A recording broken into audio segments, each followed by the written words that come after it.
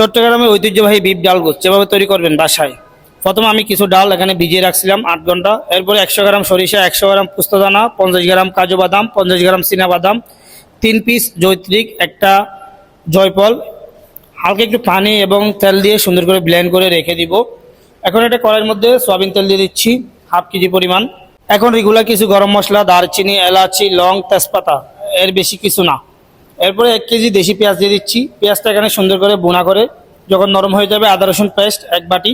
যখন আদা রসুনের কাঁচা গন্ধটা চলে যাবে, এখানে আমি চিকন জিরা পেস্ট দিয়ে দিচ্ছি 4 টেবিল স্পুন পরিমাণ, ধনিয়া পেস্ট দিয়ে দিচ্ছি 4 টেবিল স্পুন পরিমাণ। আর যে ইনগ্রিডিয়েন্টসগুলি আমি ব্লেন্ড করছি সেগুলি এখানে দিয়ে দিচ্ছি। এরপরে কাঁচামরিচ দিয়ে দিচ্ছি 1 টেবিল স্পুন, হলুদের গুঁড়া দিয়ে দিচ্ছি, স্বাদ মতো গুঁড়ামরিচ, যতটুকু স্পাইসি আপনি পছন্দ করেন। এখন আমি গ্রেভিটা 10 মিনিট সুন্দর করে বোনা করে নিব। 10 মিনিট পর আমি এখানে দিয়ে দিচ্ছি 8 কেজি গরুর মাংস। গরুর মাংসগুলি আমি সুন্দর করে এখানে 40% সিদ্ধ করে নিব। এরপরে দিয়ে দিচ্ছি আমি যে ডালগুলো ভিজিয়ে রাখছিলাম সেই ডালগুলি এখানে দিয়ে দিচ্ছি। 1 কেজি টমেটো চপ করে দিয়ে দিচ্ছি। এখন এগুলি দিয়ে সুন্দর করে নাড়াচাড়া করে মাংসটা 100% সিদ্ধ করে নিব।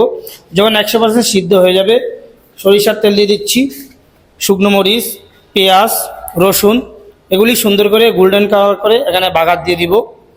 বাগার দেওয়ার পরে একটু নাড়াচাড়া করে নিব। দেখেন কত সহজে তৈরি হয়ে গেছে চট্টগ্রামের ঐতিহ্যবাহী বিফ ডালগোশ। আপনিও বাসায় ট্রাই করতে পারেন, অনেক মজার রেসিপি।